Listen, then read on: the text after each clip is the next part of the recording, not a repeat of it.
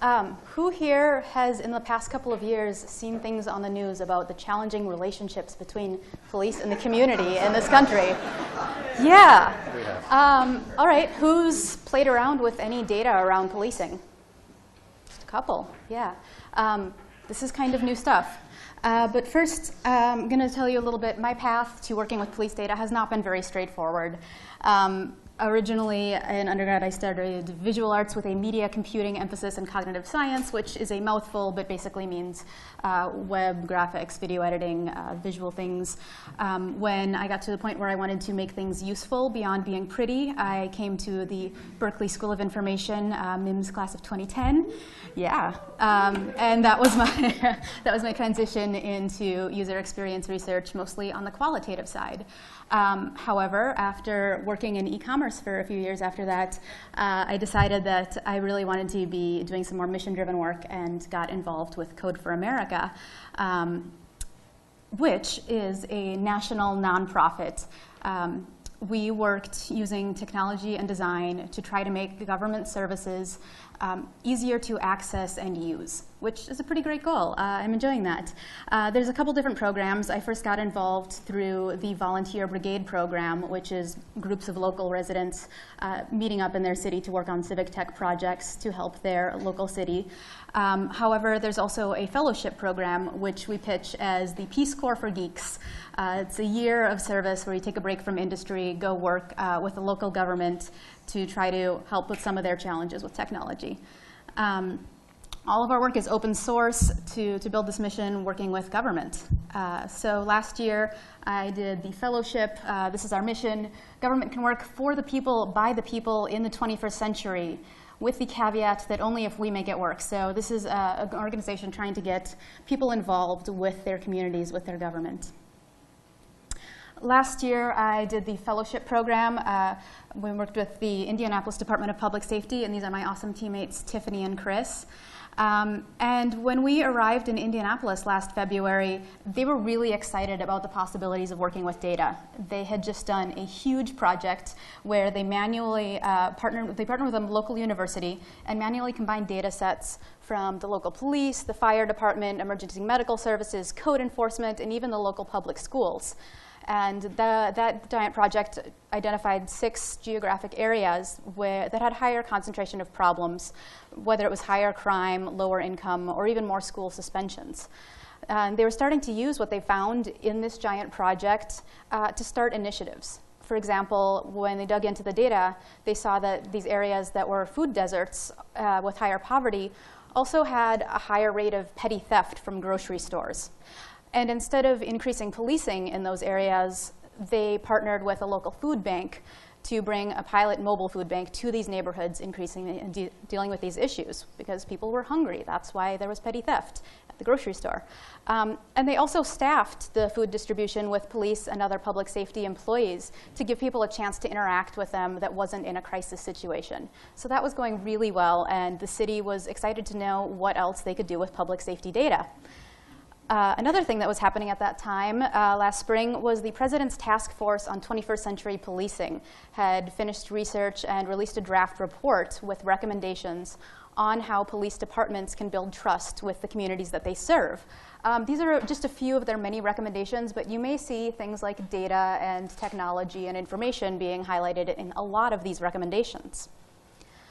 To help departments get started with these data-related recommendations, some of the Presidential Innovation Fellows started the White House Police Data Initiative. How many people have heard about that a little bit? No? Okay, cool. This is a great organization. They have 2 main goals: to use the open data to build transparency and increase community trust, but also to increase internal accountability and effective data use within law enforcement agencies. Last April, 21 cities on this map signed up to lead the way in opening this data around interactions between police and their community.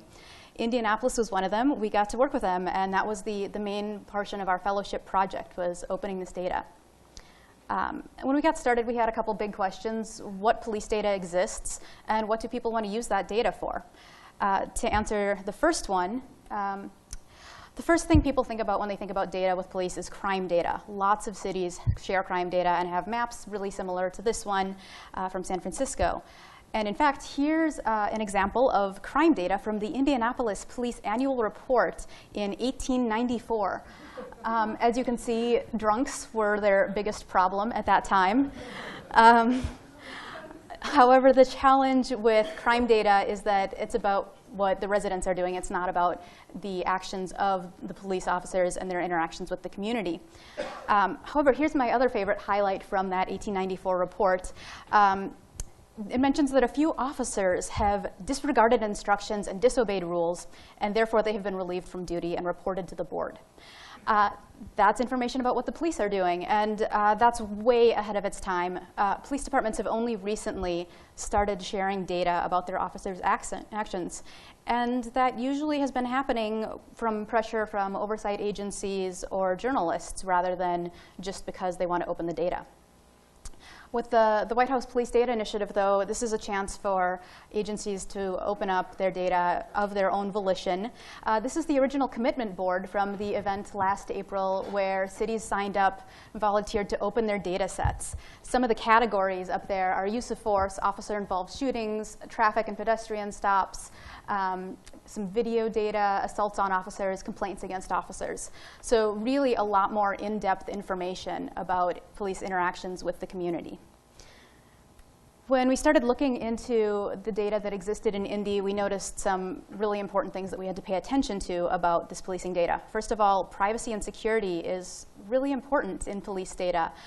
There are investigations that are underway that are sensitive, and resident privacy is also really important, especially when you're talking about victims of crimes. The data might be in multiple places.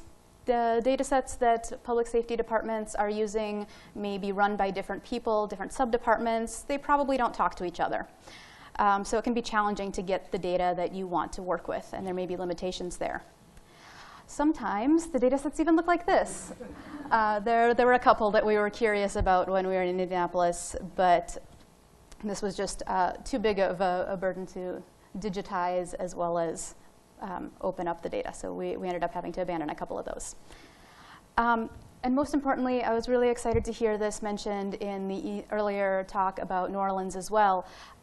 Remember the humans behind the data. People aren't numbers. Each line in a police database might represent the worst day of someone's life. So you really need to be sensitive to that data and treat it respectfully.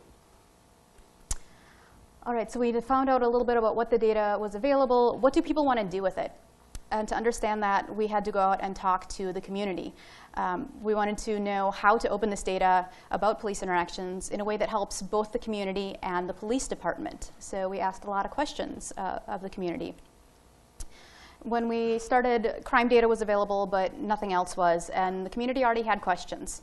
Neighborhood associations asked things like, who's getting stopped in my neighborhood?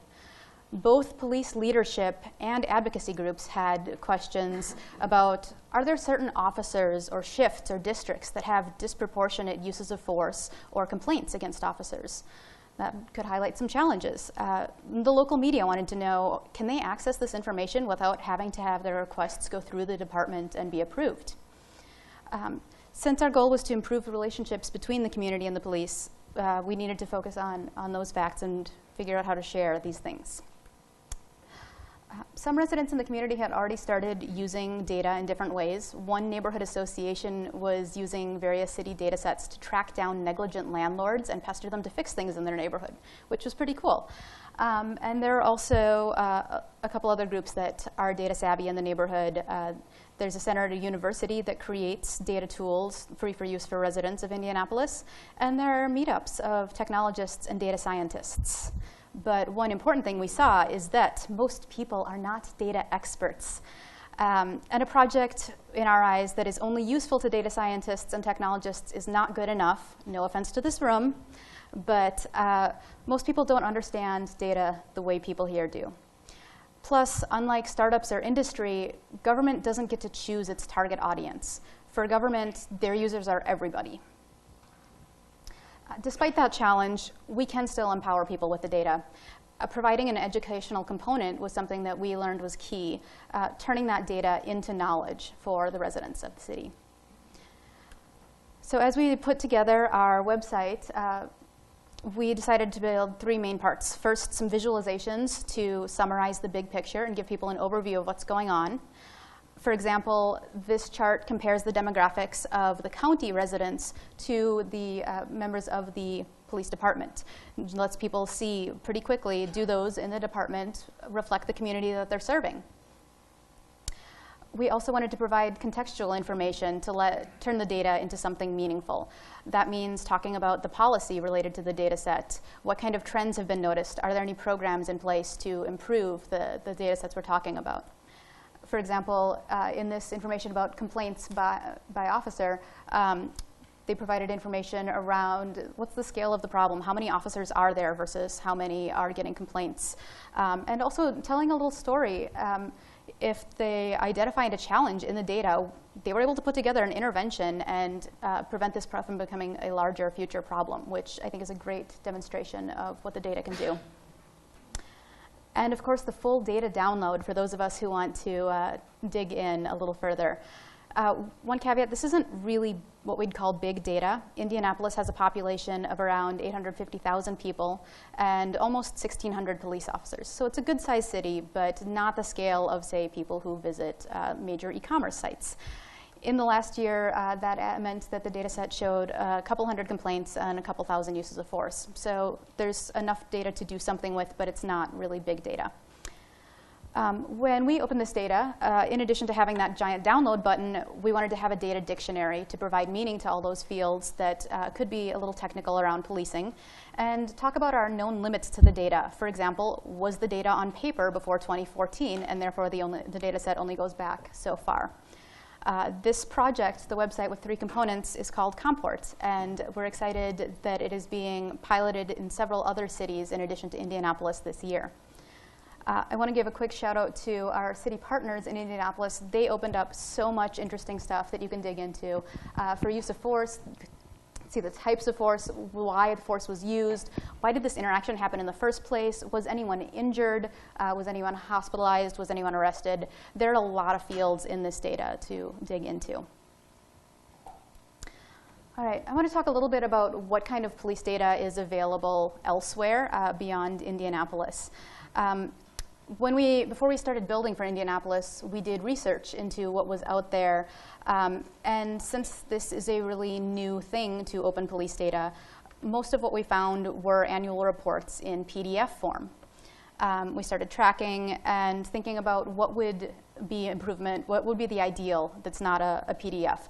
So we thought about things like, are they machine readable? Can they be incident level? Is there context to help understand what's going on? And so those green and red boxes are yes and no to those categories as we started tracking what was out there. We thought this might be helpful to researchers and other cities interested in opening their data. So we published this Police Open Data Census, and that is online for you to explore. And as we continued that research, we saw some additional challenges with policing data. Such as standardization of the data. There are a couple standards for crime data that are widely used, but those don't exist yet for other data sets such as traffic stops or uses of force. So that means even when two cities open up the same data set, it's really difficult to compare them. For example, in one jurisdiction, pointing a taser at a person might count as a use of force, where in the other, it doesn't count unless you fire the weapon. Same with putting a person in handcuffs. It may or may not count, depending on different cities and how they count those things. There is some good news to reduce this trouble with tribbles in the future. The California Department of Justice is working on standards for traffic stops in California due to a new law that is going to require all jurisdictions in the state to track demographics of stops to reduce racial profiling in the next few years. And there are also some discussions starting to happen of expanding the crime data standards to apply to other data sets, but those are still fairly early on. Last week, the Washington Post published an article complaining that only 53 of over 12,000 US law enforcement agencies are participating in this White House Police Data Initiative. And that doesn't sound very high, but there is no requirement asking law enforcement agencies to share their data at this time. And it's only been around a year, which in government is a very short amount of time, especially when you don't necessarily have someone on staff who's an open data expert and can get an internal database to be open. So this is actually a great start. There are a couple of other places you can go to explore some of these data sets online. The Police Foundation is tracking the progress of the Police Data Initiative cities, and so their portal lets you see and explore all of those data sets. And the Sunlight Foundation also has a site called Hall of Justice, and they've gathered over 10,000 criminal justice data sets and reports, which go beyond policing and also cover things like court data and jail data. I want to highlight the California Department of Justice. Their Open Justice Dashboard is going beyond some of the more popular data sets, beyond crime and clearance rates. They opened data going back from either 10 years back, some even back, some of their data sets go back to the 80s. And I think they might be the first to share data on deaths in custody, which is another important one that hasn't been explored all that much yet. There are also independent data sets gathered by journalists and activist groups. This is from The Guardian's The Counted, tracking deaths by police officers across the states. There's one called Fatal Encounters. There's a project called Mapping Police Violence from Campaign Zero. So in addition to police departments opening their data, there are other groups trying to track this data as well. One really important thing, though, opening data isn't the goal. It's not the point of this work. It's only the first step. If the data isn't out there and we don't know what's going on, it's really difficult to even agree on what the problem is, let alone addressing how to work on a solution together. And when we're trying to encourage relationships between the police and the community, both need to be involved, and we need to have a starting point to that conversation. We're really hoping that open data can be that starting point where we agree on what the problems are. We're not really there yet, but we're really excited that this project is still going in Indianapolis. The community is still continuing to play with the data. Here's some visualizations that a member of the volunteer brigade in Indianapolis put together in Tableau just to explore what's going on with this data, and we're really happy that they're continuing the conversation with the city. That's the point of this, to move together. All right, so this is kind of cool stuff, right? You guys want to get involved, and I'm going to tell you some ways you can do that. This is a giant list of all the cities and counties that are currently participating in the White House Police Data Initiative. And that means there are, if you live near any of these areas, it's about 53 opportunities to get involved. You can offer help directly, often through the local Code for America brigades, who are partnering with a lot of these jurisdictions. But there's also a ton of other opportunities to make a difference with government data. There are lots of problems with challenges with government beyond policing data that you can get involved with. So depending on how much time you have to contribute, let's go through some of those exciting options. If you have only 1 hour, we have a civic issue tracker that tracks a bunch of issues in GitHub across all of Code for America's volunteer, staff, and fellowship projects. You can claim an issue to work on coding, on data, on design, even on documentation. So open for a range of skill sets to just contribute a little bit at a time. Or ask your local representatives to open their police data. Let them know that you're interested in this information. If you have a day, the National Day of Civic Hacking is coming up the weekend of June 4th, and there are events hacking in a whole lot of cities. Check out hackforchange.org, and this is a great way to get involved in civic technology and see what's going on in your community. If you'd like to get more involved on a regular basis, highly recommend the Code for America brigades, groups of volunteers who want to make their cities better.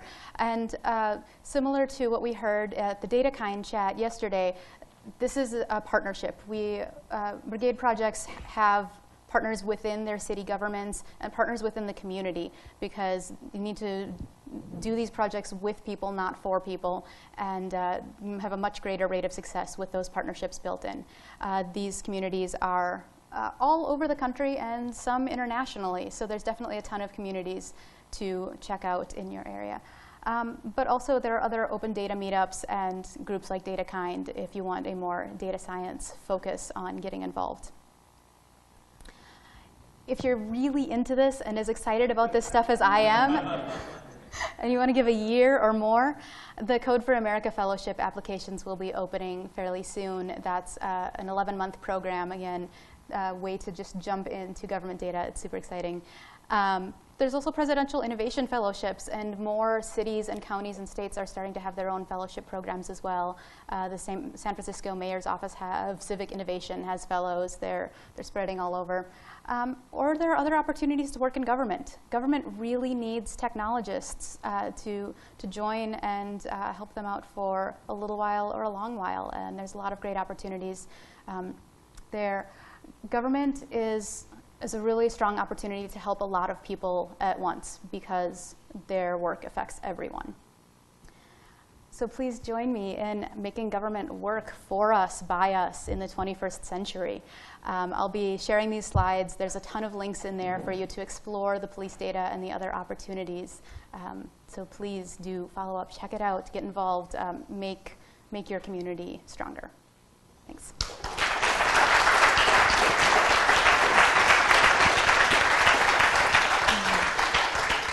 Laura, that's great. Thanks so much. We have 10 minutes for questions. Joe, you got your hand up there? Thanks so much for this.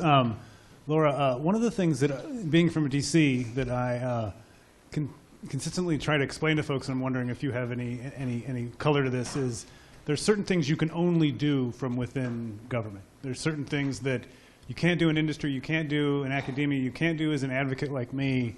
One example I have is Eric Mill from 18F basically making all of .gov HTTPS only. You will not be able to reach a government website that is not encrypted after the end of this year. And there's no way I could have done that. And I'm wondering if you agree with that, if there are any stories that you have or what. Absolutely.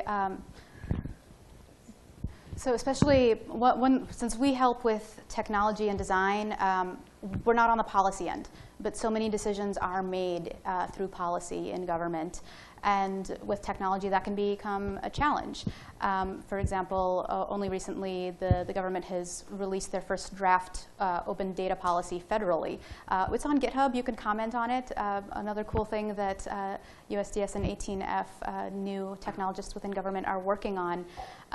However, the policy also has a lot of restrictions. And working with government, they're really often really excited for people to be interested and to want to help, but there are also some limitations. There might be security limitations where they can't give you access to certain things without a policy change, without a lot of work in the background.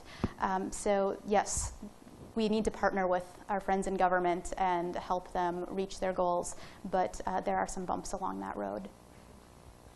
Thanks. There's a question right here. Yeah, bring the mic down here. Thanks.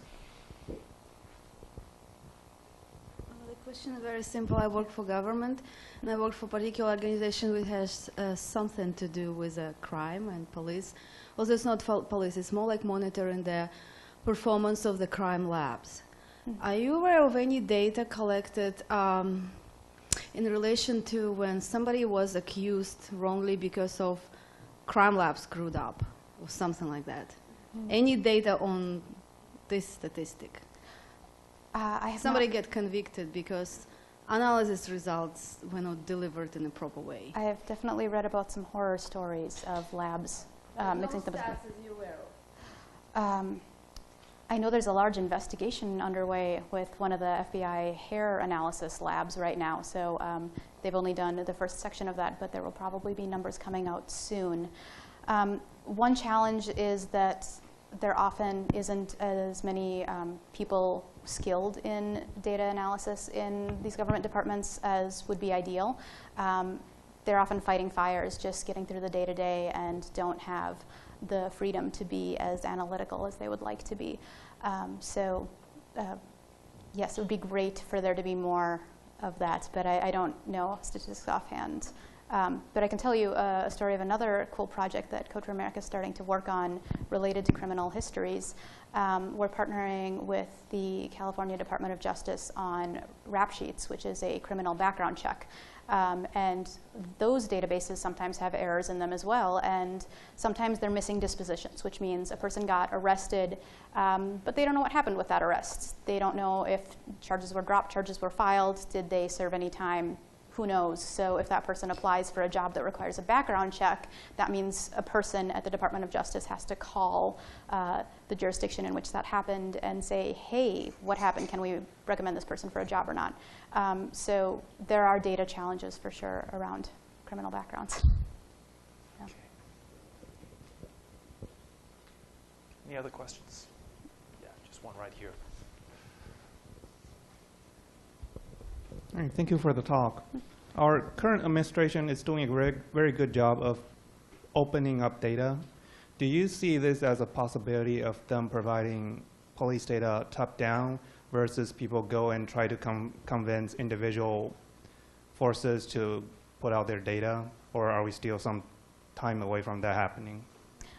That, again, would probably be on the policy side. There would have to be laws, regulations requiring law enforcement agencies to do that. As I mentioned, that's starting to happen on a lower level. For example, state of California requiring all of their law enforcement agencies to open up certain data in the next few years. I don't know what progress there might be on that on the federal level, but if it comes both top down and bottom up, that would be the most effective way to have more open data.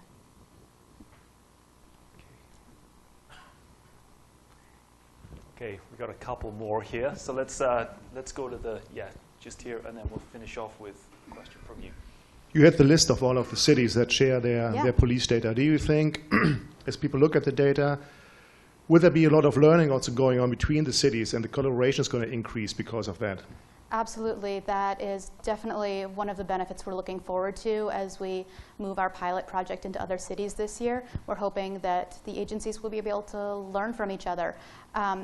Like I said, it is difficult to compare the data when they're counting and measuring differently, but there's still a little bit they're able to do, saying, hey, we have similar populations, but maybe you're doing better in this one field than we are. What are your practices? How are you working with people around that? What's your training like? And so we think the open data is a great opportunity for law enforcement agencies to improve, in addition for citizens to be more informed and involved. Thank you. Yep. Okay, just we'll take the microphone right down here for the final question. Thank you. Thank you, Laura. And I really appreciate your talk, and you're one of the Ms. Graduate in 2010, and you're so far the only student that come back today and yesterday. Great. And what brings you to this Code for American pursuit after you graduate, like 6 years ago? I spent some time in e-commerce at a company called ModCloth, which was a lot of fun. Great employees, but working in retail got to a point for me after a few years where I was losing inspiration a little bit. And I started volunteering with Code for America. I had heard of the organization, and I knew they had volunteer groups around, especially in San Francisco, and there's one in Oakland as well for all you wonderful local friends. And so I showed up, I wanted to see what it was about, and I saw really cool, interesting people working on projects to try to improve San Francisco together. And I was hooked, and I got really involved and helped starting to lead that group before applying for the fellowship last year. So I was really just seeking more mission-driven work, and for me, Code for America was definitely that opportunity. Yeah. Laura, thanks so much for returning and Thank sharing. you.